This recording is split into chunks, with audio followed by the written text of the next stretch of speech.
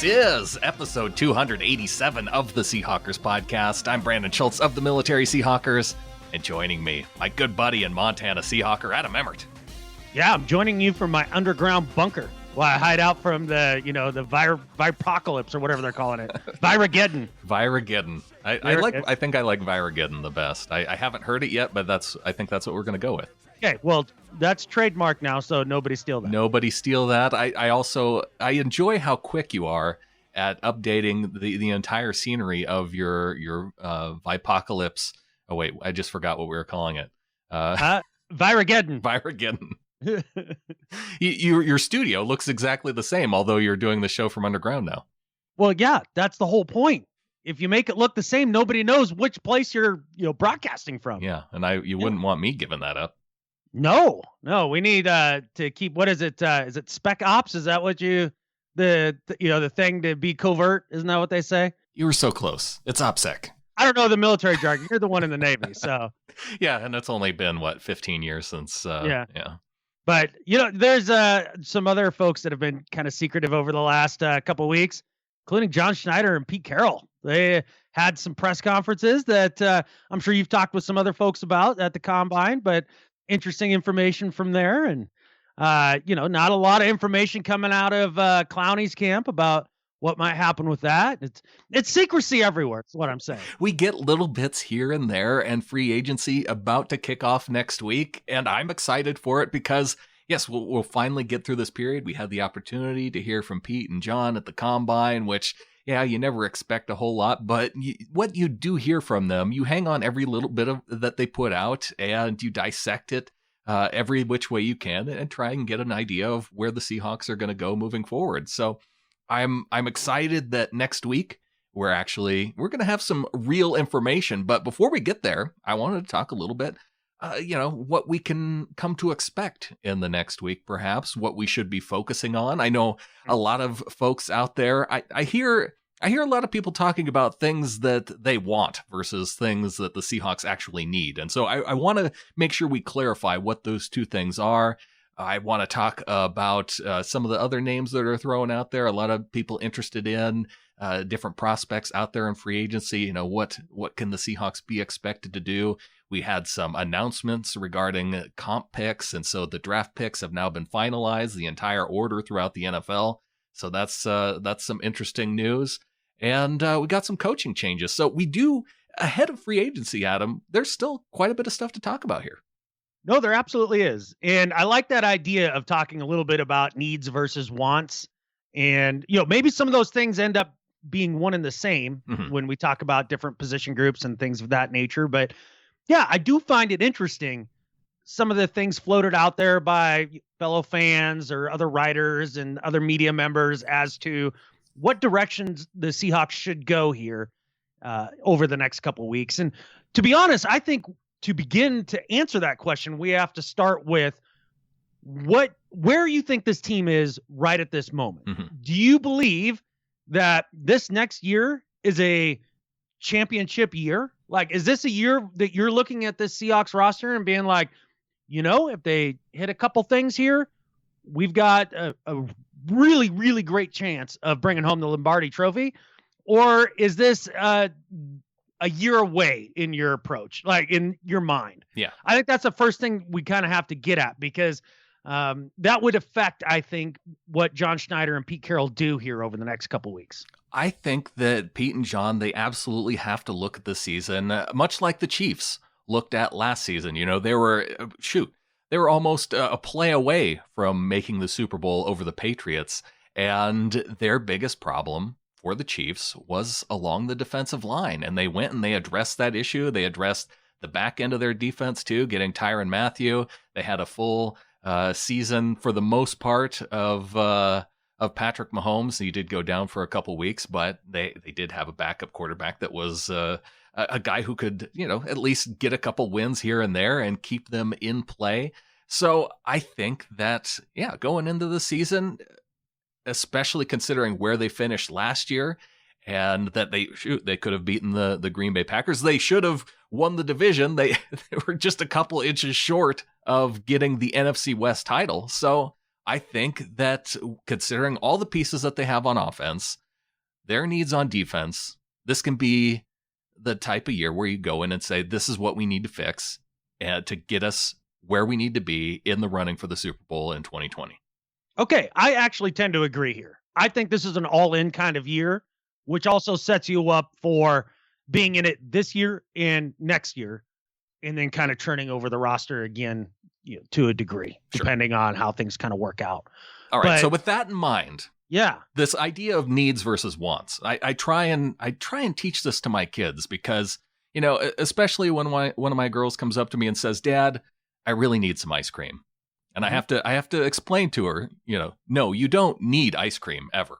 Yeah, you'll live without it. You'll live without it. Yeah. But you may want it. But there are certain things that we need, like air and food, just the basics. And there's things that the Seahawks absolutely need to be able to get them to a Super Bowl versus, what are some of the nice things to have that would help get them a little bit closer, but not necessarily something that there's positions you can live without and still have a Super Bowl contending team. Absolutely. And especially when you have a trigger man like Russell Wilson running the offense. And I think that's kind of one of those areas when we talk about need versus want. A lot of people talking about receiver as a position that just needs all this attention. Yeah. That definitely falls into the want category. You don't need a receiver. No, I don't believe you do. Only because you have a number one in Tyler Lockett and you have an up-and-coming star in DK Metcalf. Mm-hmm. And really, I said it on the last pod I was on with you, I believe you have guys on this roster that could come in and compete for that slot position, whether that's Ursua or any of the other young dudes. And the other thing to keep in mind is that in college football, they're producing a lot more receivers than about any other position group in the entire game of football. So you're a lot more apt to come across a good player later on in the draft at the position of receiver. So I think you could spend draft capital there rather than looking at free agency and looking at it as if it's an area of extreme urgency. Plus, I mean, Russell Wilson is at that point in his career where it doesn't much matter who you trot out there with him. He makes them better. And so as far as receiver goes, I'm not wringing my hand over that position group. Yeah, so for guys, in that Randall Cobb type mold, DeMarcus Robinson, I think that players like that Seahawks fans are talking about, I think that you can hold off and probably one of the things that we did hear from Pete and John is the idea of finding receivers who like DK can come in and make an immediate impact. And how do you figure that out? Which the type of mentality that it takes to do that. And that can be difficult to find. As far as finding guys who can catch passes coming out of college, it's easy. It's guys who can make that transition quickly. And we saw it in a guy like Doug Baldwin, who made the transition quickly as an undrafted free agent. And then we saw a guy like Golden Tate, who was taken in the second round and took 2 or 3 years to kind of work into that position. So, and that's not something that I think any draft analyst is going to be able to tell you. That's going to take Pete and John in the meeting room with their team psychologist saying, working through it with the guy and really trying to figure out what the guy is made of that would allow him to make that transition mentally. Right. And you kind of look at the receivers they've drafted over the years. And to be honest, I feel like they've done a better job of finding guys with the right mentality than not. I mean, you think about Jermaine Kearse. You think about, yes, it took Golden Tate a couple years to figure it out, but he eventually did. And I know you're saying it impact immediately, but he was still a receiver that was worth a draft pick. I think we can both agree on that. Sure. Tyler Lockett comes in and produces immediately. DK comes in and produces immediately. I think Paul Richardson had a chance to do that if it weren't for the fact that his body just failed him. Right. He had the ability. So they have a pretty good track record of doing that. Now, have they had their misses? Of course. For every DK, there's an Amara Darboh. Mm-hmm. It is a bit hit or miss, but I do believe in their ability to find guys in the draft to address the wide receiver position a little bit more. Although on the list of needs and wants, definitely falls into a want. And at the end of the day, too, if I'm looking at needs and wants, is offense really the problem for this team, or is defense really the problem for this team? And to me, it's very clear that defensively is where we need to put more resources to make this team competitive. Yeah, offensive line, especially, you can say that protecting Russell Wilson is a need. And I think that would be fine to say that. But when you look at the way that they've operated in the past, do they need to spend big money protecting Russell Wilson? That answer, I think, is no, because we've seen guys come in like Mike Upati and DJ Fluker and, on not minimum deals, but, long-term veteran, in that $2 to $5 million range for 1 year or 2 years. And they've been able to get by like that. So a guy like Brian Bulaga is probably going to be up over $10 million. Re-signing Ifedi is probably going to be that amount. Jermaine Ifedi, he might come in under 10, but he said he wants to play left tackle, and we'll see how. Ifedi wants to play left tackle? Fant wants to play left tackle. Oh, okay. That makes more sense. Because Ifedi can barely play right tackle. He needs to slow his roll. Yeah. if that's the case. No, Fant has said that he wants to play left tackle, but. Okay, and then also with that, when he's good enough to make demands about where he's going to play, then get back to me. Until then, you play where you're put. I did see, though, I think it was John Gilbert of Field Goals posting on Twitter the list of players who have had more than 250 snaps, who have also had a PFF score above 60. And the list was one name long among free agents for 2020. And that one name was George Fant. Yeah, that sounds like a few too many qualifiers to get to that point. I don't think so. 250 snaps at left tackle above replacement level grade. That's like right. 2 qualifiers. Okay, cool. There's that very arbitrary, like, why 250 snaps? Why? Yeah, probably because there was a guy at 212. I don't know. Right, exactly. Whatever. That means nothing to me. That's one of those 50% of all statistics are misleading statistics. Why did the governor of Washington decide that the cap on events to have group gatherings is 250? I don't know. That's just a round number. Sure. I mean, that, and what is it that the native tribes and like the Amish and things like that, where they spin off communities, like when they get to a certain number of people, like, because it turns into like kind of a disharmonious situation. Oh yeah. Like, what is that number? Is it 250? I think it is in the 200s. Maybe it's a magical number for groups. Okay, that's all I'm getting at. There might be a method of the madness. I don't know. Yeah, well, moving on. Yeah. But as far as, taking resources and tossing it at the offensive line, I wouldn't hate it. That's one of those where it's kind of I think need want kind of fit hand in hand to a degree. Yeah, it's difficult for me to get upset about the idea of committing to spending money in the trenches, because then at that point, it doesn't much matter who you throw back there at running back. You could go through 6 guys in a season and it wouldn't matter if your offensive line is full of a bunch of road graders. Mm-hmm. Like, I'm fine with that. Like I said, protecting Russell Wilson is a need. That has to be done. Sure, to a degree. But we're fortunate in the fact that we have a quarterback that isn't a statue quarterback. In a third of the offense that is maybe the most effective third of our offense is the scribble play. Right. And so if you start protecting him more, you get less scribble play. And that could be, a little bit of, yin and yang there that you got to kind of balance. Well, I guess while we're on the offense, it does feel like tight end is an area that has been addressed. So I don't think, having a third tight end, bringing in Luke Wilson, like it sounded like Pete Carroll and John Schneider were open to doing. I mean, we're talking third tight end there. It's kind of like the third wide receiver position for me. It's pretty low, definitely falls in the want category. In terms of running back, that's something that it probably falls in the want category too, because you do have guys coming back next year. You do have some injury concerns, but that's something that can be addressed either through the draft or toward the tail end of free agency. It's not something you're going to go out and address right away in free agency. There's a million third-tier free agent running backs out there that can come in and do just fine for you. It's like when we watched the AAF last year and watching the XFL. Turns out those teams do pretty well with their running game. They can find guys to carry the ball pretty easily. Yeah, turns out. Well, moving over to the defense. Okay. Rushing the quarterback. All right. This is a need. And it's probably, I would put this at the top. I think by this point, Seahawks fans are tired of hearing about just how much of a need this is, because it has been harped on almost through the entire season last year and now into the offseason and going into the free agency. So this is the area to address. Well, and I know it's been talked about, but this would be the piece that puts this team together. Yeah.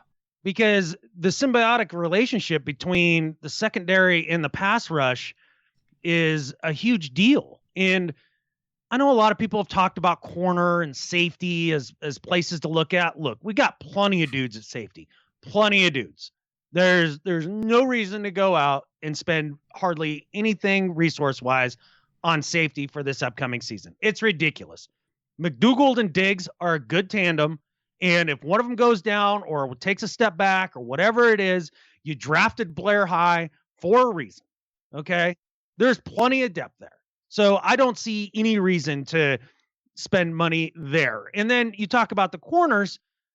Griffin had a great year last year. And I totally expect Flowers to come back and have a good third year and get over that sophomore slump. And then you look at Amadi, and he did great in the slot. I mean, you got three guys right there. You can find one more. They do it all the time. Great is pretty strong, but yeah, he was. You expect him to be an upcoming player for 2020. Yeah, I like what I saw at Amadi. I really do. And again, you're going back to you draft guys for a reason, and you allow them to come up and have 2 or 3 years before you say, enough time that it takes to say I'm ready to move on, which should have been a year early for a guy like Tedrick Thompson. But that's you need to give him a chance. Of course. But there's enough talent there in the back end that if you have a competent pass rush where you're not asking them to cover 5-6 seconds, which, newsflash, nobody can. Like, that's just too long. I don't care what secondary you are. I don't care if it was LOB guys in their heyday. Like, they're not going to cover for 5, 6, 7 seconds. You just can't do it. If you do, it's a fluke almost. So, yes, pass rush is by far the key that could unlock this season. And so, obviously, that brings us to Clowney. Uh-huh. And then the discussion around Ngakoue. And it's like, well, I don't know why Yannick is the guy that everybody looks at and they're like, well, that's the guy the Seahawks will target, and that's the only guy we're going to talk about, and there's really no other options. It's him or Clowney, and that's that.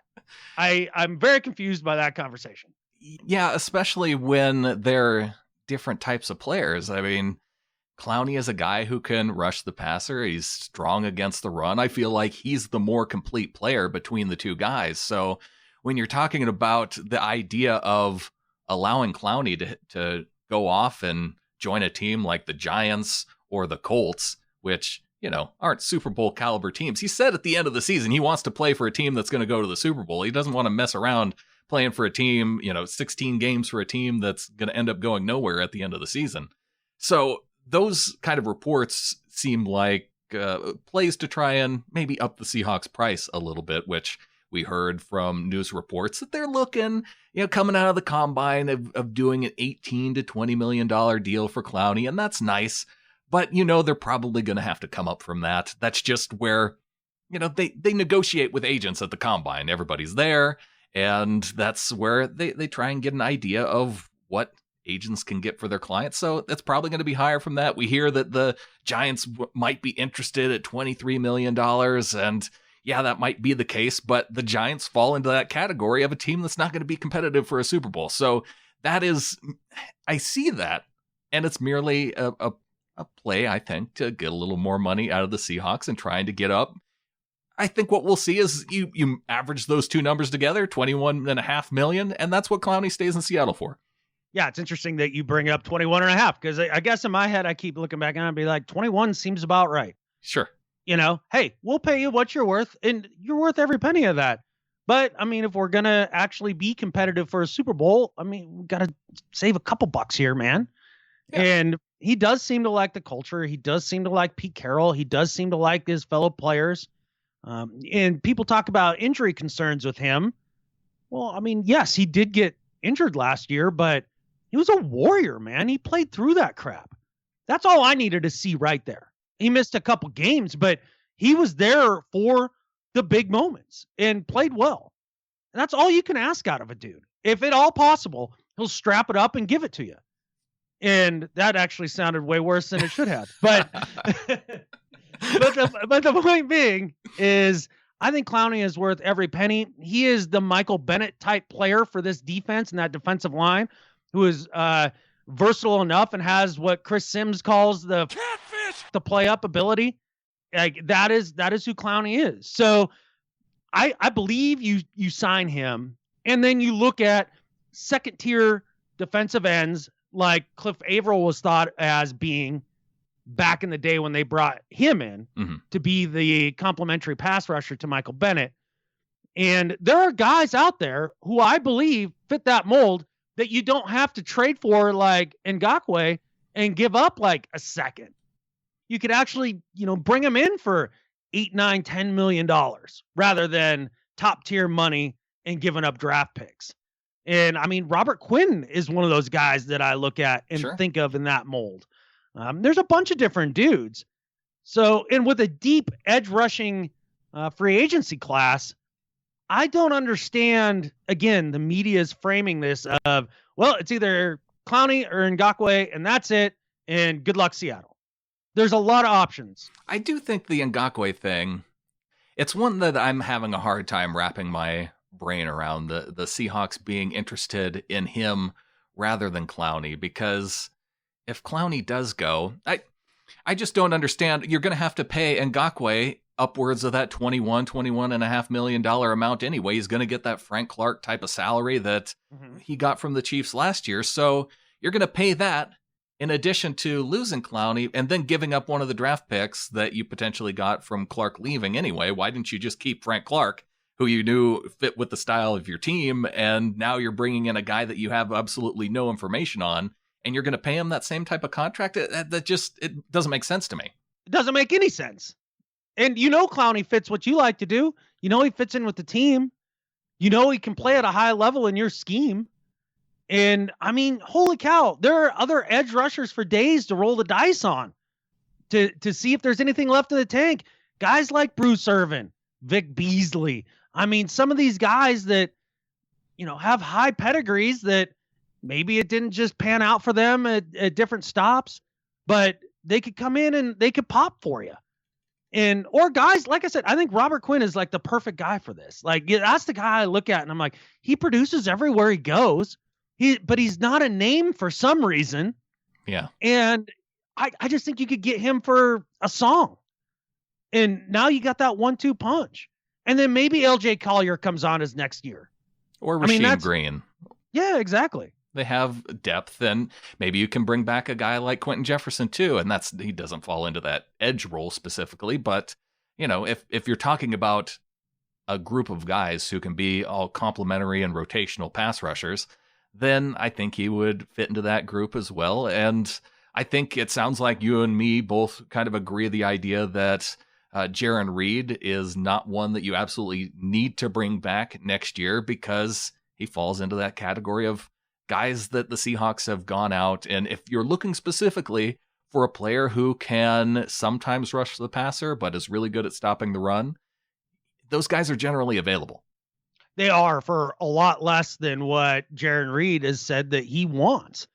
I mean, it's been made clear by Reed's camp that the priority for him in this contract, and look, and bless his heart for it, I get it. Oh yeah, I would want a long-term, high-paying deal too. Just like he wants the bag, man. He wants them to back up the truck, or at least one of the teams to back up the truck and dump money in his front lawn. All right, if that's your priority, your skill set, to me, isn't worth taking that risk. Mm-hmm. I think those resources could be better spent by plugging the gap with guys like Sue or McCoy, or there's a bunch of veteran D tackles that still get the job done. And again, you could bring in on a 1-year deal. I mean, Sue's a mercenary, man. He loves playing these 1-year deals. I think Gerald McCoy would fit in that as well. I mean, Leonard Williams just got in trouble for bringing guns to an airport. Maybe that's a guy you target, because that was poor choice of words there too. But maybe that's a guy that now you can get on the cheap because of the potential legal problems, and you ride it out like you did with Kendricks. There's all sorts of options. Yeah, and speaking of guys that had down years last year, maybe Ansah's a guy that you can bring back for a relatively low salary. No, I know you aren't excited about that, but No. Depending on the price. No. Well, I mean, if he's going to give money back. I'm not talking about giving money back, but you He's gave done, Deion dude. Jordan a couple of years to try and work it out here in Seattle. He was young. Yeah, I guess Anza's 31 now. Yeah. He's done, dude. It's over. You think Deion Jordan was over 30 when he was working through that in Seattle? Well, I'm going to go with no since he's 30 right now. Okay. But a lot of different options. Yeah, Bruce Irvin sounds like he'd be open to coming back to Seattle. Hey, Michael Bennett said this past week that he's looking at potentially coming back to Seattle. All right, so there is a want for me to bring back the all nostalgia team. Like, go out and bring back Bennett, bring back Irvin. Yeah. Maybe, see if Sherm becomes a cap casualty and then bring him back. I'm sure Golden Tate's floating around out there somewhere. Jermaine Kearse is still floating around out there somewhere. Yeah, Jermaine Kearse recovering from injury after last year. Yeah, he could come back. Yeah, exactly. And just put the band back together again. Okun just got traded. Maybe you see if you can trade for him again. It'd be kind of fun. Yeah. I don't think it gets you anywhere. Right. But I think there are guys that can be complementary pieces, though, coming back at this stage in their career, though, because they've had their time where they were the guys on Seattle, and now they're, a lot like Chris Clemens coming back at a late stage in his career to try and make one more go of it. And the Seahawks, they've made it known that, if it isn't going to work, they're going to move on from you. Mm-hmm. If they think that there's other guys that are coming up that you're keeping them from being successful. I just think this is the position group, the defensive line as a whole, where there is a plethora of free agents available. It is the one that needs the most time and attention spent to. And we look at all the names that are currently available. The other thing to kind of keep, in mind is John Schneider's propensity to pull off big deals with other teams for players that you never thought were available in any way, shape, or form. Sure. And so that allows you to dream, of have like a Von Miller dream one night or something like that. You poo-pooed on my Von Miller dream last time we talked. Yeah, because it's not going to happen. But it's fun to think about. But there's always that possibility as well. Yeah. And if you do feel like this is an all-in year for the next 2 years, then maybe you do that. Maybe you mortgage the future a little bit to go out and pull off some sort of big-time deal. Yeah, and I think they are in that position now with draft picks that they could give up some of those picks to make things happen. We know they're going to trade down from that number 27 overall pick and gather more picks anyway. So does that make it expendable to trade one of their 2 picks at the end of the second round, the 59 overall, 64 overall? They got some comp picks added this last week. They got the number 101 overall in round 3. They got 144 in round 4, and then in round 6 they got 214. So that helps round out that group of 8 picks. I was interested to see where they were going to fall in the 5th round because there were so many different moving parts with trading for Quandre Diggs and trading away Nick Vannett, number 162 overall that we got from Pittsburgh. So yeah, 8 picks overall and 3 picks in the top 65 and 4 picks in the top 101. So it's a much better start this year. Yeah, I guess that's how that worked out. There's a part of me that feels like the formula for compensatory picks is more complicated than, say, like, I don't know, quantum theory. Like it really, like, who the hell knows? They got a 3rd round pick for Earl Thomas leaving. They got the 4th round comp for Justin Coleman leaving. Right. And then the 6th was either Sweezy or Shamar Stephen. Yeah, and somehow the Patriots ended up with the most compensatory picks of anybody, and it seems like they just added people all year long.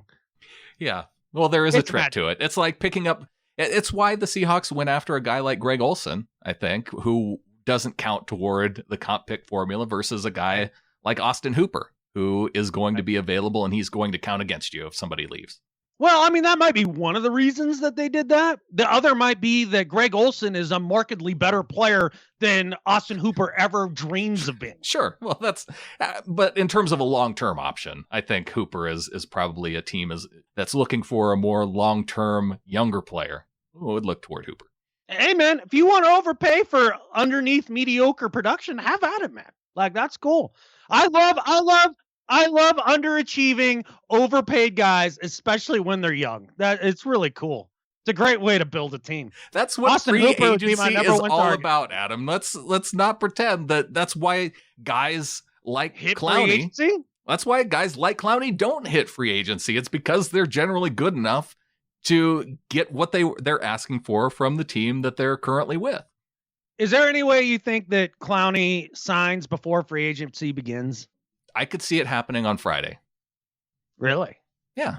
If he's gonna, why? Why would you, if you could at least, put your finger in the air and kind of see what other numbers get thrown at you? You don't think that's already happened? Well, it's not supposed to have happened. Yeah, but you don't think that's already happened? Okay, fine. Don't bother me with your facts, logic, and reason, Brandon. Yeah, exactly. All right. No, that's fair. That's why I think it could happen Friday. Okay. It wouldn't surprise me if they wait until Monday and just to see if people go crazy. Yeah, you never know. And it really does depend on whether or not. The problem with the situation of his wants and needs is if he wants to go to a Super Bowl contending team, usually the teams with the most salary cap money aren't Super Bowl contending teams. Yeah, it's funny how that works, right? With the parity and everything. Yeah. I feel like that's what puts Seattle in a pretty good position. But I guess the good thing about free agency is that if he does go, there are other options. I mean, you talked about this being a pretty deep defensive end type class. You have guys like, I don't even think we've talked about, Mario Addison for Carolina, for example. He's going to be out there. Three-fingered Jason. Jason Pierre-Paul? Yeah. Yeah? Is he out there? Oh, yeah. He is. Yeah, he's down. Yeah. See, he's so far down the list. It's one of those guys, like, this feels like one of those classes where at the end of the day, a team ends up picking up a guy who still has a lot in the tank for not very much. And everybody goes, how the hell did they pull that off? Yeah. Yeah. A guy like Vinny Curry or guys that are just in their early 30s and they still have something left to give. Talking about guys who still have something left to give, I've seen a lot of conversation swirling around Justin Braid. What is this disturbing you? Yes, because it's stupid. It's not stupid to suggest that a guy coming off of an ACL injury might not be the same player. Which is basically like stubbing a toe anymore, an ACL, like the surgeries have gotten so good. Yeah, I suppose it's not like an Achilles like Sherman dealt with, huh? And he's still relatively young. I mean, and he's the leader of that offensive line. He brings the nasty. Him and Russ, are on the same page. He epitomizes everything that it is to be a Seahawk. Like, he's one of those team leader kind of guys. He's worth every penny. Like, that's a position you can pay kind of top of that position and it not be that much ultimately compared to, say, like receiver, corner, safety, quarterback. You know what I mean? And they don't need cap money at this point. Right. Like, they have that. They have $53 million under the cap right now. The salary cap went up to about $200 million, depending on what the CBA does in this next week. Who knows? That cap number could go crazy because the rosters are going to have to expand based on the new collective bargaining agreement. So they have a $10 million rollover from 2019. So that's putting them about $53 million under the cap right now, which, as we all know, with the whole cap magic, how it doesn't exist anyway, that's plenty of money to be under the cap and sign a lot of different guys. Yeah, and it's tough to know where you're going to be just money-wise. I mean, you say $53 million, but the CBA is fascinating, right? I mean, is that going to be ratified by the time free agent starts, and how is that going to affect the market? Well, they are going to know by Monday.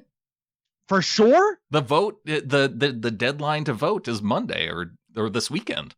Oh, you think they don't move deadlines on things like this? Well, they already moved it once. Oh, okay. So it's possible that it might not happen. Well, they could even move the free agency deadline if they wanted to. You don't think that discussion's already been had, Brandon? The possibility of moving the deadline again? Oh, sure. Yeah. Well, they moved the tagging deadline back. That was fun to switch that around back on you. Thanks. I deserve that. Yeah. Deserved it. No, it was just fun. But yeah, that's a huge thing. I mean, because that could affect salary cap to a large degree. And yeah, who the hell knows? And we've said it year after year when we try to do these free agent podcasts. The salary cap is magic. It's magic. And John Schneider is Houdini. And he's done this long enough to know that, yeah, there's just how the magic tricks work. We don't know how the magic tricks work, but we know that they are magic tricks that do work. Exactly. Something like that. I don't know how John Schneider does his magic, Adam. Well, it's clearly voodoo. I just know that they don't seem to get penalized for any kind of cap issues. No, that's true. Yeah, they don't end up like the Saints in salary cap hell. I mean, I guess when they were shedding all of the LOB contracts, I mean, that's probably about as bad as it ever got. That was as close as they got, but it was tough to see that entire squad, like, just break down all at once in their early 30s. Yeah. You expected maybe one of them, but all three of them, bodies blew up. I do wonder if Cam would have stayed healthy. Do they try and keep it together a little bit longer? I think they would have with Earl. I think they would have moved on from Sherm one way or the other. Yeah. Just in terms of leaders on the team, and they really wanted Russ to be able to kind of take that over. Mm-hmm. And, and Cam and Russ were, kind of similar personalities in a way. Sure. So that could have worked, but. Yeah, and Earl's a quiet guy. He could have dealt with anything. Yeah, more or less. I do have a serious question, though, because this is concerning me. I was just reading this headline. Okay. Russell Wilson has a new QB coach. A new QB coach, Dave K-Nails, as we've talked about. No, he's moved. He got promoted to the passing game coordinator. Right. Which means he's going to be coordinating the passing game now. Well, cool. He can draw scribbles on a page as good as anybody, I guess. But Austin Davis is now the quarterback's coach, the guy who backed up Russell Wilson. Like, what is he supposed to tell Russ? Well, I couldn't beat you out and do anything because I wasn't good enough. Here, let me coach you now. Yeah, he was Wilson's backup in 2017. I don't know, man. He's 6 months younger than Russell Wilson, so he doesn't even have that wise old veteran presence to him. Right. So is he just going to be, I don't know, coaching PJ Walker and whoever else they bring in to be the backup? Who are you going to get to coach Russell Wilson anyway at this point? Oh, hell, there's guys that have been around the league for long enough to where you'd be like, oh, he might have some insight for him. You think this is... But Austin Davis isn't one of them. I can say that with some certainty. This is Brian Schottenheimer giving up and saying, I can't coach Russell. I need to find another guy to do it. No, this is Brian Schottenheimer owing Austin Davis a favor. Maybe he lost a bet in a round of golf or something and just being like, oh, well, fine, you can be Russ's QB coach because it doesn't matter. He's awesome. So you don't need to do anything. If there's one thing that I've come to realize, though, in the NFL, it's that you find these guys who were mediocre quarterbacks that struggled to hang on as a backup quarterback that end up being pretty good coaches. And look at Doug Peterson. Look at Frank Reich for the Indianapolis Colts. Look at Jason Garrett for the Cowboys. That's not helping your argument. No, I should have started with Jason Garrett and then gone to Peterson and then gone to Frank Reich. No, just gloss straight over Jason Garrett. I'll make an edit point here and we'll take out Jason Garrett's name. There we go. But I mean the genius Sean McVay, the genius Cliff Kingsbury. I mean, all these guys were former mediocre quarterbacks that didn't either even make it to the NFL or didn't make it to the NFL. Yeah, flamed out spectacularly by the time they got there. I thought McVay was a receiver. He was a quarterback, bro. Okay. Yeah. And who else? There's probably other guys that we're even forgetting. I mean, shoot, Mike Holmgren. He was a mediocre quarterback that couldn't succeed in college. True. I mean, Steve Spurrier. I mean, he didn't really succeed in the NFL, but he was a hell of a college coach. So, the landscape is littered with former mediocre quarterbacks who made decent coaches. Austin Davis is the next Mike Holmgren. You heard it here first. Wow. Okay. I mean, it's so absurd. I can't even argue against it because there's not enough evidence to say anything one way or the other. Yeah. So what do you think of the new passing game coordinator? I have an affinity for guys named Dave. They tend to be good people. Mm-hmm. And he did such a good job coaching Russell Wilson as a quarterback, to nearly an MVP year, that he must be a genius. So he can be the passing game coordinator. Yeah, you can't let him go. You have to promote him to right. What sounds like a made-up position of passing game coordinator. Yeah. I mean, look, like I said, he can get out a notepad and, grab a pen and close his eyes and just start drawing figure eights like anybody else. I mean, I feel like Schottenheimer's gotten that tone back a little bit. Dialed back. Because the last 2 years he's gotten a little better protection than he's had previously in his career. And now he's losing Germain Ifedi. Oh no. Oh my stars. Whatever are we going to do? I don't know how we would ever find just a league average replacement player to play right tackle in this league. How would we ever do it, Brandon? How? Yeah, it almost doesn't seem possible, but the Seahawks will find a way. I mean, there's got to be some traffic cones left over from like quarantining off the city, right? Mm-hmm. Like there's got to be a couple that we could just put out there at right tackle and call it good. I mean, and the best part about a traffic cone is it wouldn't false catfishing start. It stays in place. Yeah. Well, I saw Dave Bloomquist out there on Twitter who's really excited about the idea of Detroit Lions right guard Graham Glasgow not coming back to Detroit and going to be on the market. Okay. I will, since Dave is excited, I'll be excited because I know all of two things about Graham Glasgow. Mm-hmm. And one is that his first name is Graham, and the second is that his last name is Glasgow.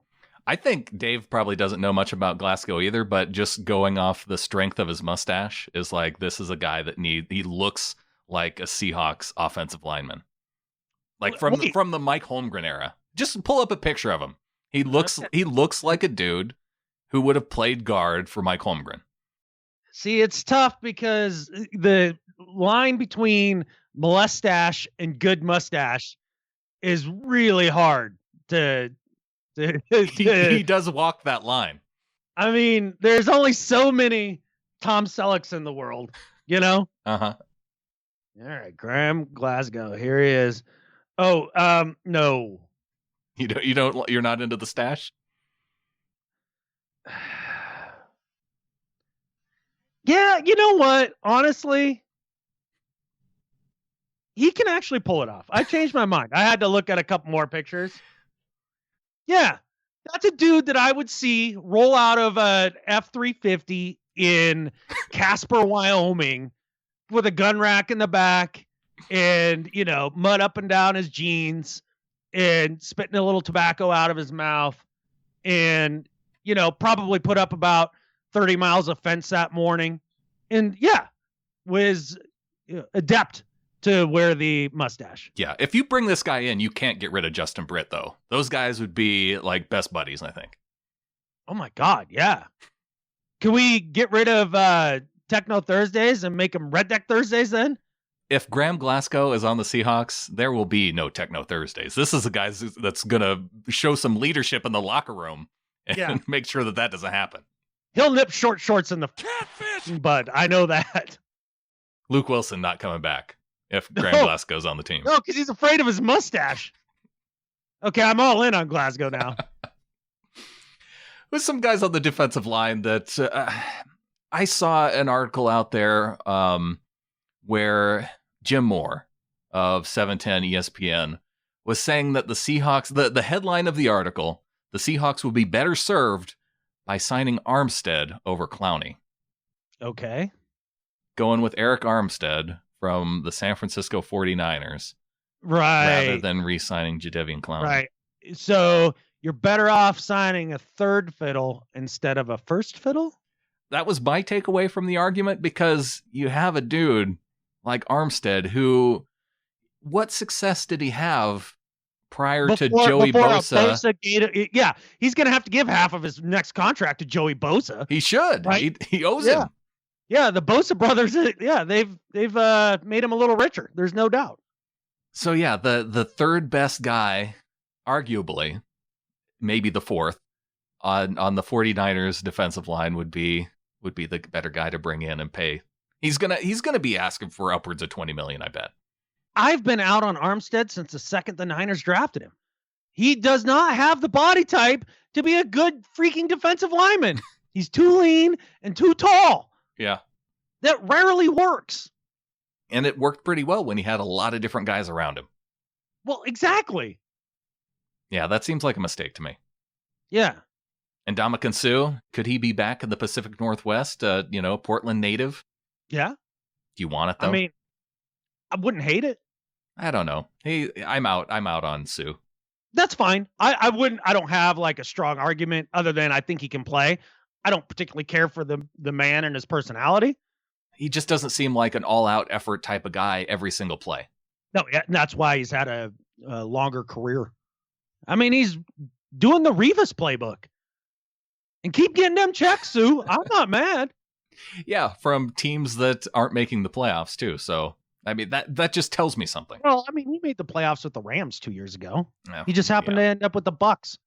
And look, you can't fault him for the fact that his quarterback can't see and needed to go and get corrective eye surgery. That's true. Yeah, maybe the Bucks will be better next year. Well, yeah, because they'll have literally anybody but Jameis as quarterback. Where do you think Jameis goes? The Chargers, man. Okay. That is the most Chargers signing ever. That makes sense. He's a name. Nobody wants to go there.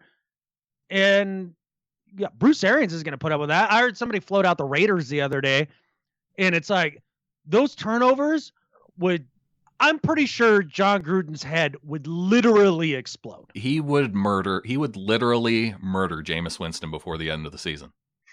Can you imagine when he throws his second pick with like 10 minutes left in the second quarter of week 3? John Gruden just taking the pen out from behind his ear, running out on the field and stabbing him like directly in the neck. Yeah. Because that's what Chucky would do. Yes. Gerald McCoy and Everson Griffin are probably the two guys on the defensive line that I'm interested in. And the thing that worries me about McCoy is that he showed absolutely no interest in coming into Seattle as a free agent. He went to Carolina, and he wanted to stay down south. That might be his jam. I mean, if it is, then that is a personality defect that actually makes it so that I don't want him on the team. Right. Yeah. If you really want to stay in the South and somebody like offers you the Pacific Northwest, you're like, nah, I'm good with gators and pythons and brain-eating amoebas. And humidity. Good to go. And humidity. Yeah. Some people just don't adjust well to the Pacific Northwest weather, and that's understandable too. Actually, serious question. Does the coronavirus hurt the Seahawks in free agency because of Seattle being a hotspot? Huh. I didn't think about that until just now when you posed the question. Yeah, well, me neither, because I just came up with the question.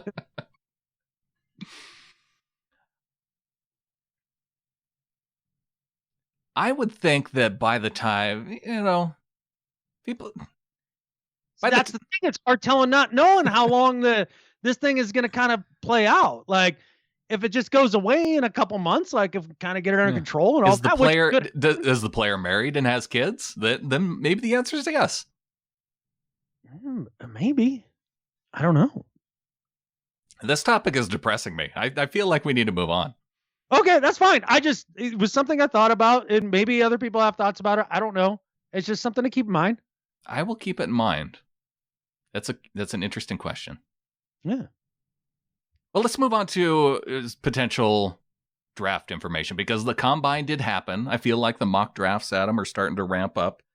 And we do have some members of the flock who went to getintheflock.com. They're part of our Ring of Honor Facebook group. David Blevins is one of those gentlemen who came in with a question and says, if Clowney and Reed both walk, do the Hawks maybe try and move up in the draft to get the kid out of Penn State? A lot of people mocking Yetur Gross-Matos out of Penn State to the Seahawks at the end of the first round, but he could go a little bit earlier if they're in that much of a need for pass rush. Do they actually trade up in the draft to get him? Why would you mock the Seahawks for getting that guy? Mock draft. Mock what? Don't tell me you have not seen mock draft.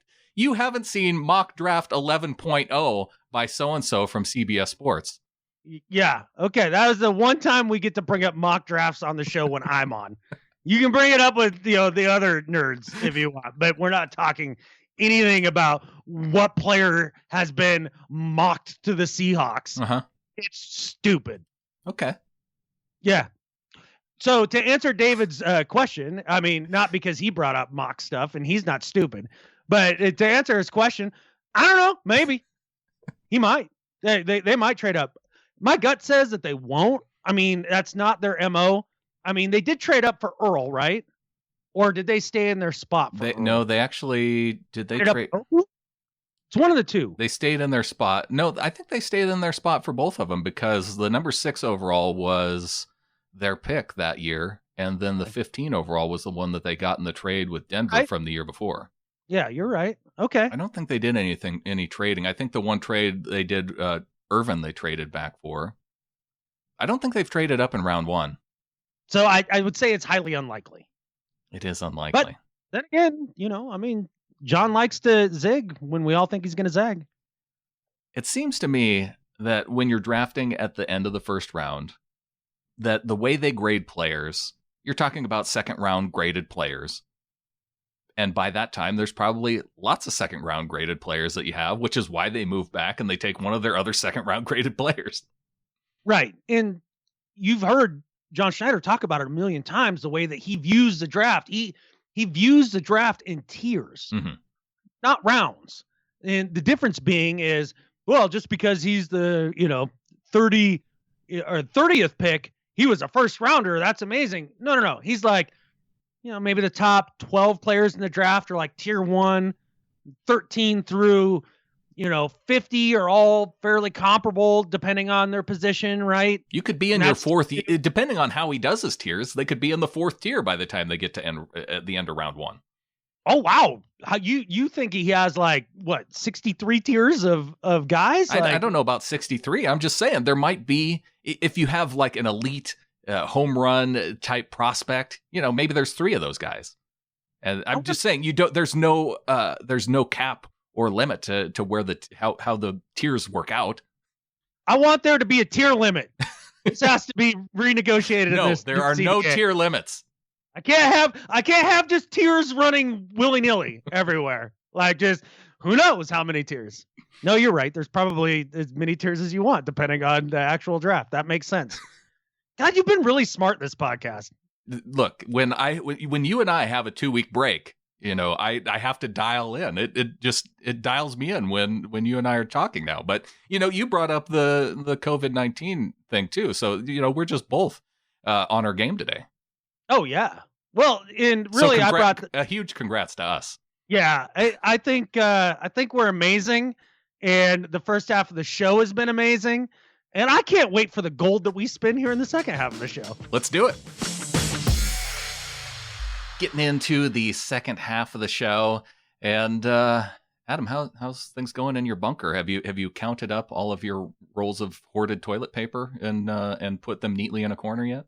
No, I mean I have 28, but yeah, I mean you don't need a crazy amount, right? But if they tell you to stay home for 2 to 4 weeks, if I have to go to the bathroom, I'd like to be able to clean myself up.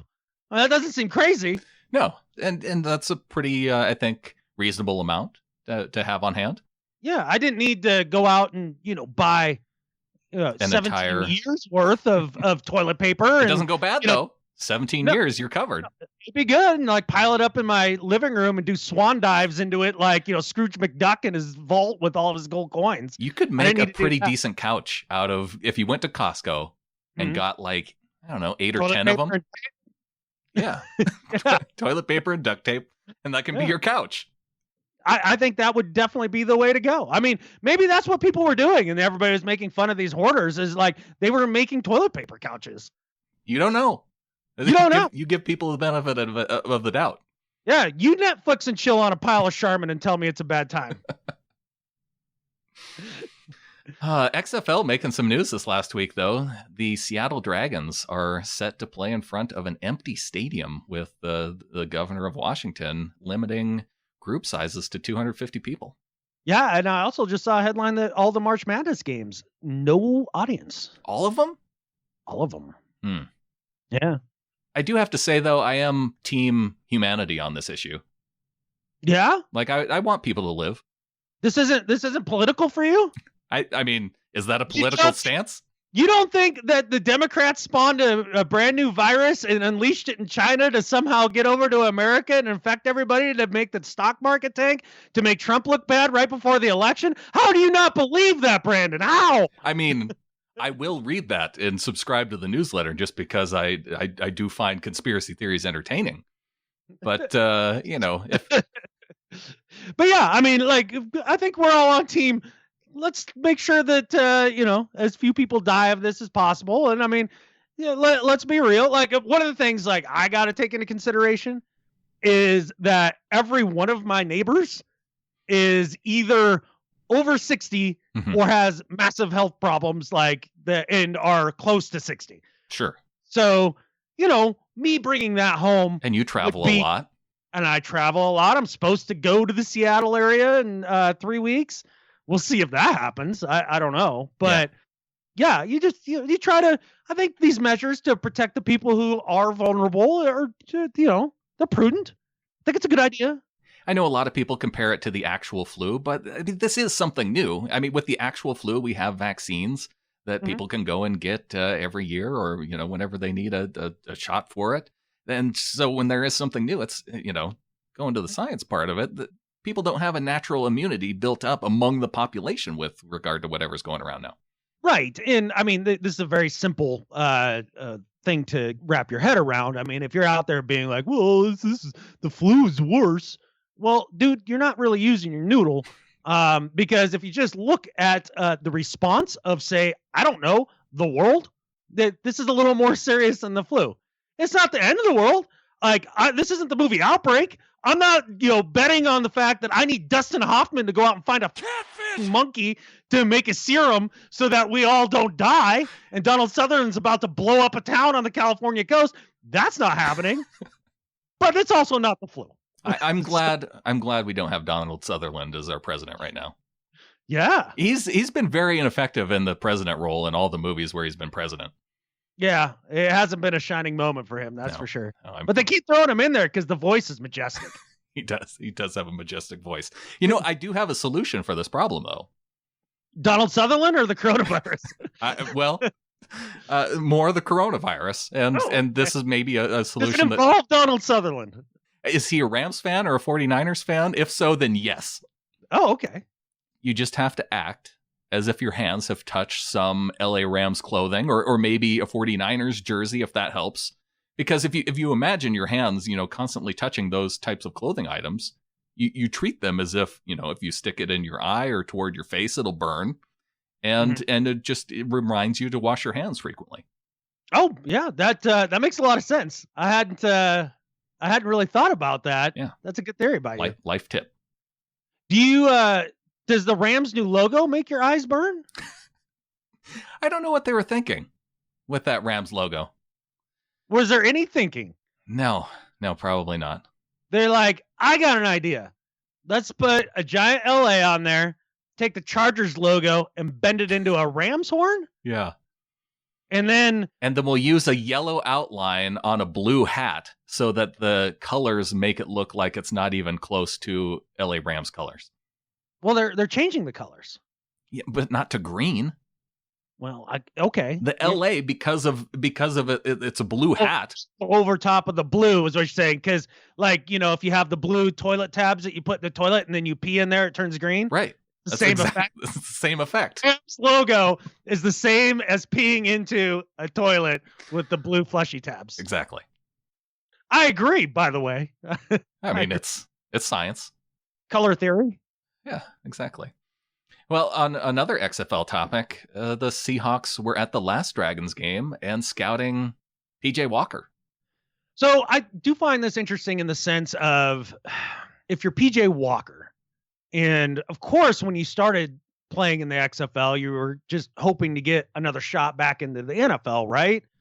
I would think so. But to become the clear-cut star of a whole league, like if the XFL can come back to you the next season and offer you comparable money as a backup quarterback, what do you do? I am curious to know what the XFL would do moving forward with that regard, because the way the pay is structured right now, each team has one player that they can pay $600,000 to, or $60,000 per game. Okay. If you're PJ Walker, and they aren't offering any more, and I can go make, because if the CBA kicks in for the minimum player, isn't it above $600,000 then? I have no idea. I know it's an increase. Silly numbers bandied around. So I know with the CBA that it's a lot more beneficial to the guys on the lower end of the pay scale, and get like some 20-25% pay bump over whatever they're making right now at the very minimum. Right.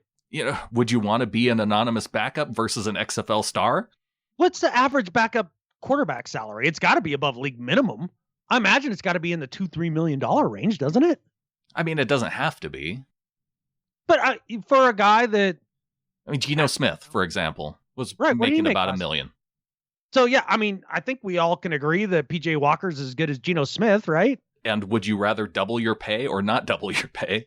Well, I think at that point, I think the XFL has an interesting decision to make at the end of this season as to how all in they are. Mm-hmm. And if they want to be a viable, successful league, I think it's better for them to be able to keep a couple of those big name, their big name stars in house. And so you gotta be competitive with bottom of the roster NFL pay for these guys. You have to. That will be something to watch, because otherwise I could see, PJ Walker just going and being a backup somewhere, like in Seattle. Yeah. I mean, we've seen the other quarterbacks that are playing in the XFL. Yeah, and it's interesting. I've got XFL thoughts, actually. Oh, a lot of them?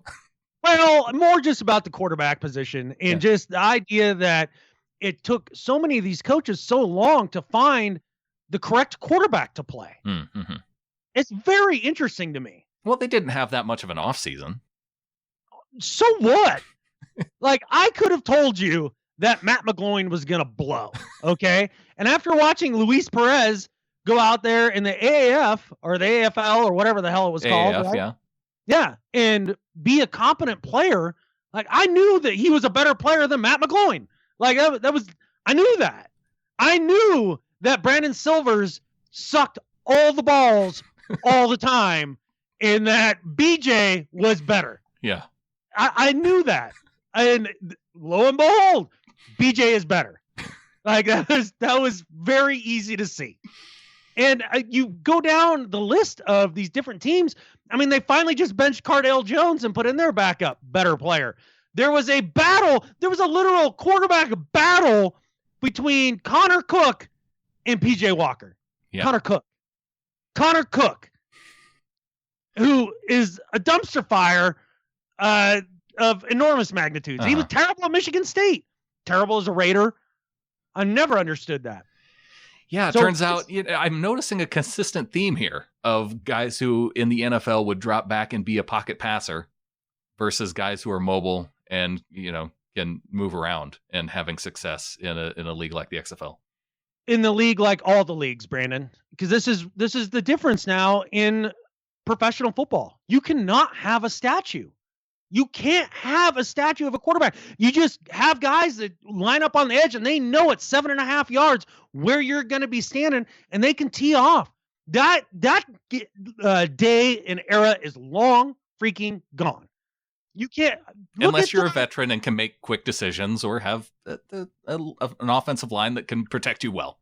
And you're even seeing that it gets difficult for those guys. I mean, shoot, Tom Brady is the best at it, right? Mm-hmm. I don't think his physical ability has deteriorated that much. Even with the tiny bit of deterioration they had, he was not amazing last year. And it's because he can't move. You just can't have that anymore. And if you're a piss poor thrower of the ball to begin with and a bad decision maker and you're a freaking statue, you're going to suck.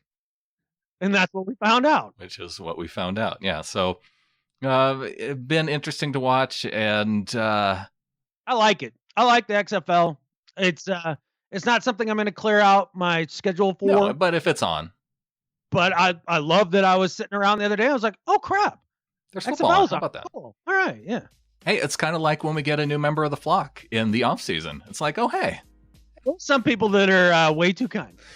So welcome to the flock this week. We'll start off with Clemens Stoddard, who came in at $3. Welcome to the flock to Clemens. He's all the way over in Austria.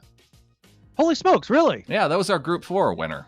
Oh, so as long as the, boogeyman virus blows over by then, I'm going to Austria end of June. Oh, really? Beginning of July. Yeah, the kid was selected as one of the high school players to go over and perform in Vienna for, practice for a week and then perform in, this big music hall that's pretty amazing. So I'm going to go with her. Wow. And yeah, so maybe I'll bump into Clemens. That'd be cool. Or at least get some tips on, where to go. Huh. Sounds like your daughter's doing stuff. She's achieves at a level that definitely is above the genetics I gave her. Good for her. Yeah. I mean, when she's starting to apply for colleges, I would actually put me down as a dad, just genetically speaking, and the abilities that I would have passed on to her as a disability to try to get more scholarships. I think that's fair. She's got a lot to overcome. Right. Also, thanks to Craig Clifford, who gave us a raise from $3 to $5. Thanks to Craig. Ooh, that's awesome. That must mean he's enjoying what you're doing this offseason. Yeah. You got to give the people what they want. That's exactly right. And apparently, you're giving Craig exactly what he'd like. Yeah. Nathan Santo into the flock, the host of the Seahawks Nest. So, welcome to the flock to Nathan Santo in at $10. Dude, Nathan. Thanks, man, and appreciate your guys' show too. That's awesome. Yeah, I just did a show with Nathan just last night for Field Goals. So, oh, did you? Yeah. Okay, I hadn't caught that yet. No, you wouldn't have because I think it posted maybe 2 hours before we started talking. Oh, okay. Yeah. Well, and again, just because being in the bunker, my latency, as far as getting stuff down here is delayed. But if you would have been on it though, even with your download speed. If you were sitting on the podcast feed like you should be and waiting intently for the new episode to release and then downloading it, you could have had it listened to by the time we started. So, God, well, I apologize to both you and Nathan for not having done that. So yeah, well, I'll do better. Apology accepted for now. At least I expect a report by 5 p.m. Okay. All right.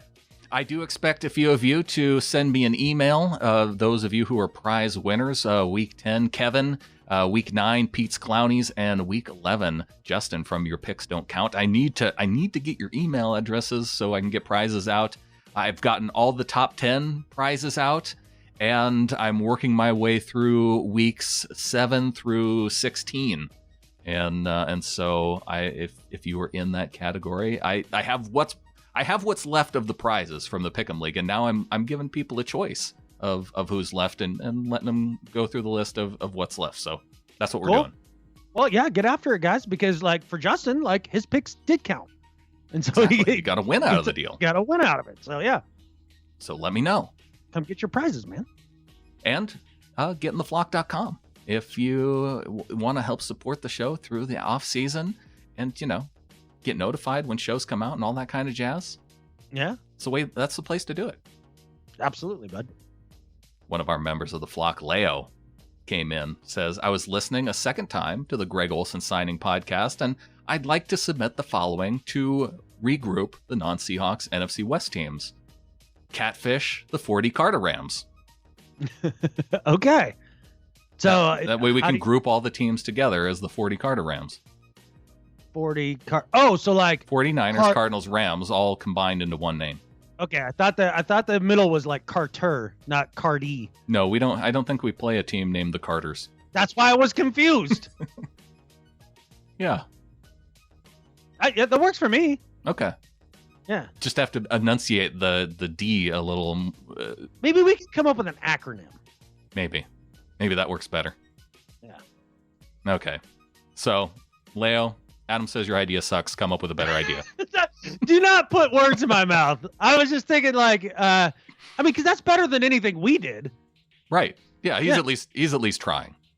Exactly. We're just mailing it in as usual. So yeah, better at life to Leo. And how dare you? How dare you try to tell me that? Try to make me tell Leo. There's no bad ideas in brain. What I tried to tell Adam, Leo, is that there are no bad ideas in brainstorming. Wow. It's crazy. Right in the small of my back, I have these tire tracks from both as both axles just went right over top of me. Yeah. When the bus went by. You like that? Yeah. Ouch. Got a couple of reviews in from the last couple of weeks. One that says, join the flock. This came in on Apple Podcasts from Sketchy J. It says, great podcast that I always look forward to. Adam always gives us a dose of reality, and Brandan is a total pro. Listen, subscribe, and join the flock to chat with a great group of fans. If not, Skip Bayless is better at life than you. That's awesome, man. I didn't know it, but my entire life, I've been seeking the approval of Sketchy J, and now I feel like my life is complete. That is awesome. It's complete. Yeah. BJ Pester comes in, says, let's go. This is such a good podcast. Catfish non-Hawks teams. Go Hawks. That sums it up nicely. Yeah. Yeah. The NHT, the non-Hawks teams. Catfish them. Yeah, your idea sucks, Brandan. I know. No, NHTs, that's not bad. NHTs. That's not bad. Okay. The thing is if we could get a vowel after the first consonant so that it could be a word. The best acronyms end up being DARPA, or things that turn into a word. Yeah. That aren't really a word, but sound like a word. This is good. Feel like we're building upon this idea. Somebody's going to hear this and they're going to go, I know exactly what we're going to do. Yeah, like Leo. He'll probably come up with something that's even more amazing than his first good idea. What do you say we move on to do better and better at life? All right, man. I'll go first here with my do better. My do better this week is for the website Fansided. You've seen articles for them, I'm sure, over the years.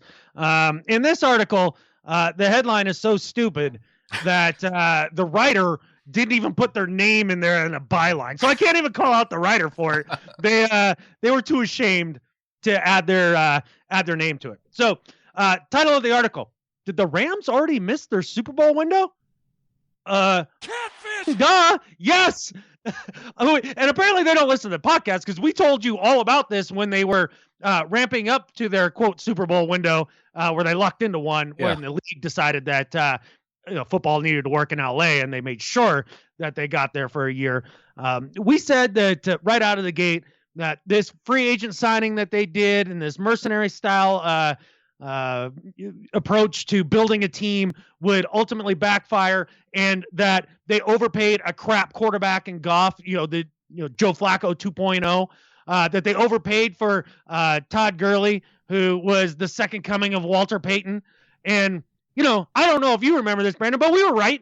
We were right about that. And not only is their Super Bowl window closed, it's closed for a long time because of those terrible contracts. Yeah. That's screwed.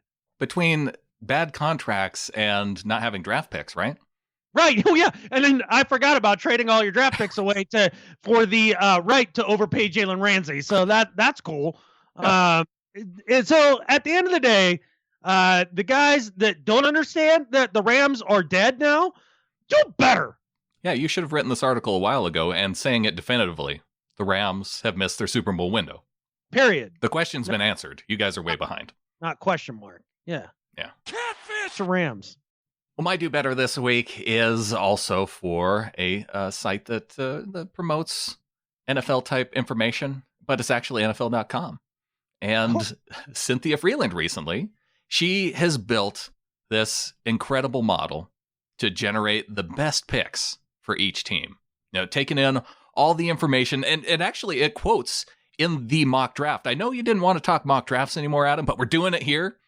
And I think this will be an okay spot to do it within the segment, because she says it, quote, considers the market of potential free agents at each position and creates, quote, projected win contribution metrics by player. And the results, quote, quantify strengths and weaknesses of current NFL rosters, unquote, and, quote, factors in as many known elements of coaching philosophies.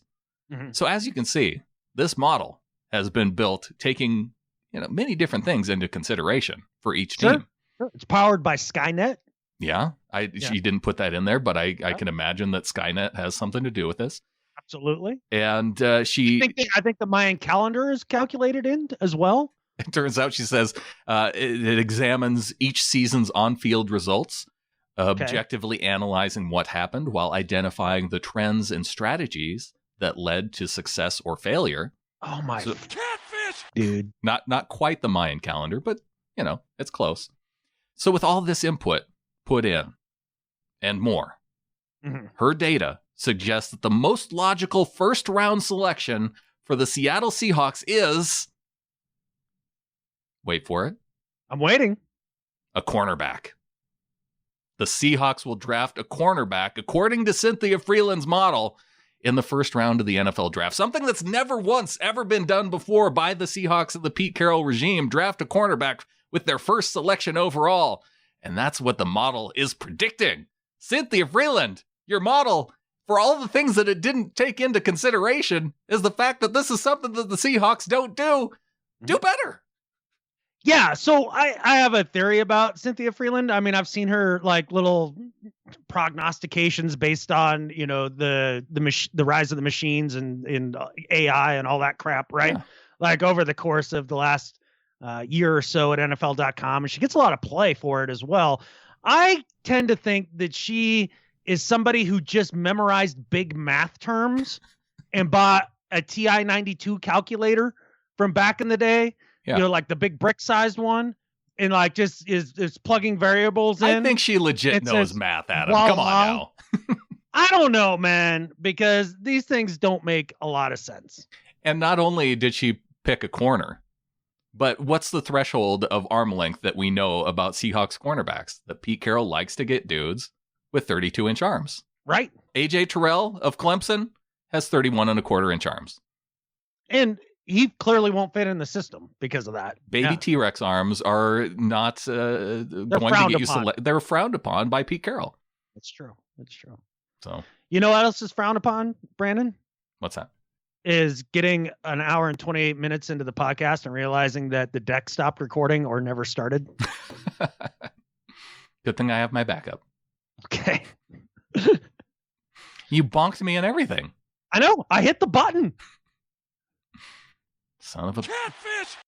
Yeah. Give me a drink.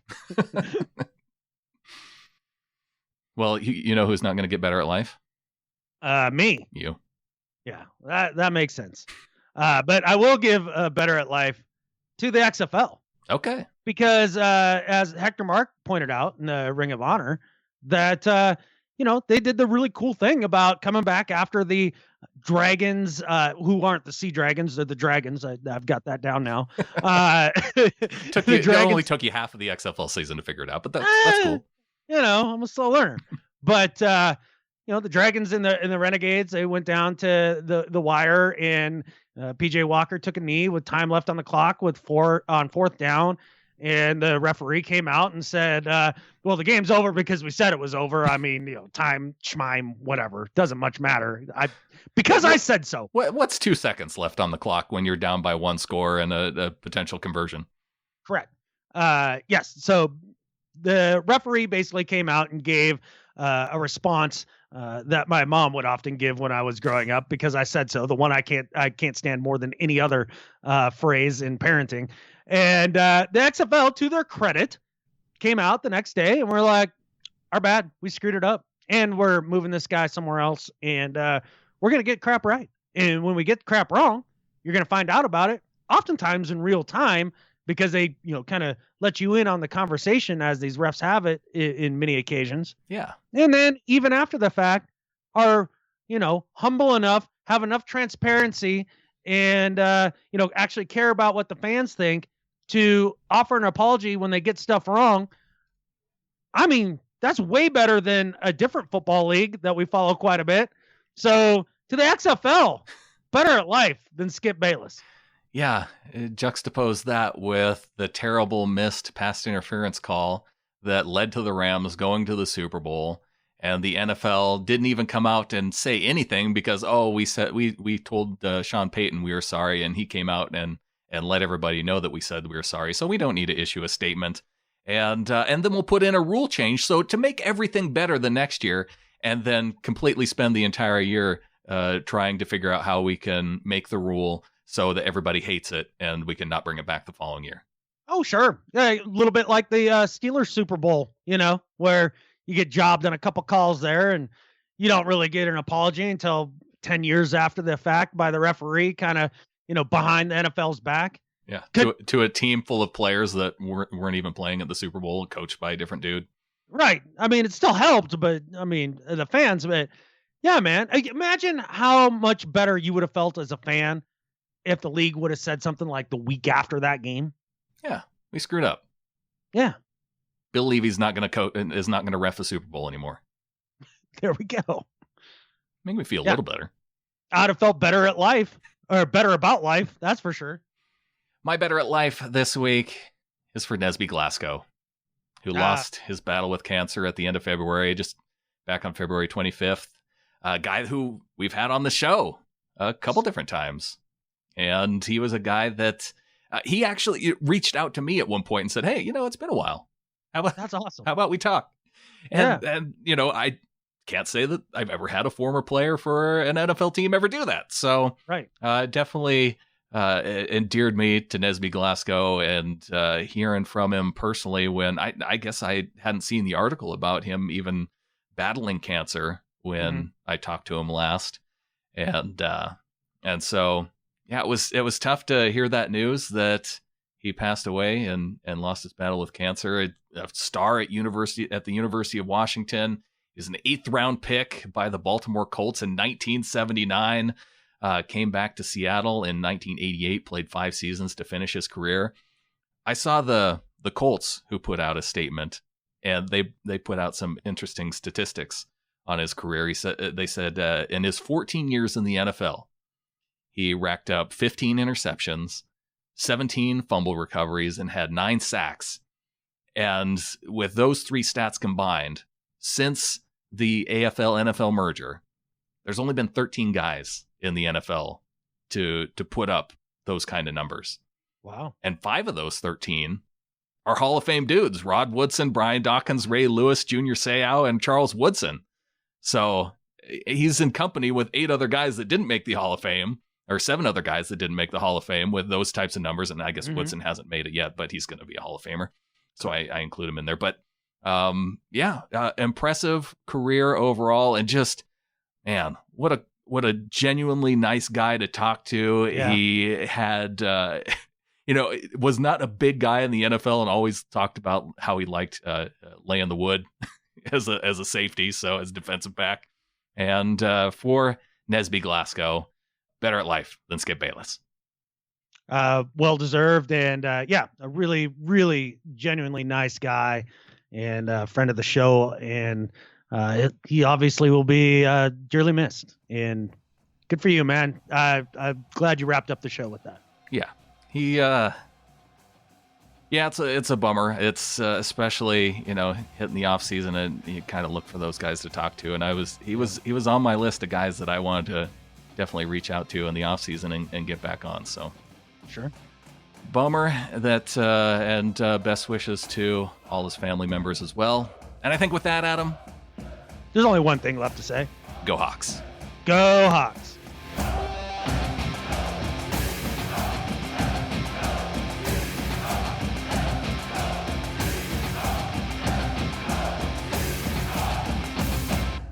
And that's all you can ask out of a dude. If at all possible, he'll strap it up and give it to you.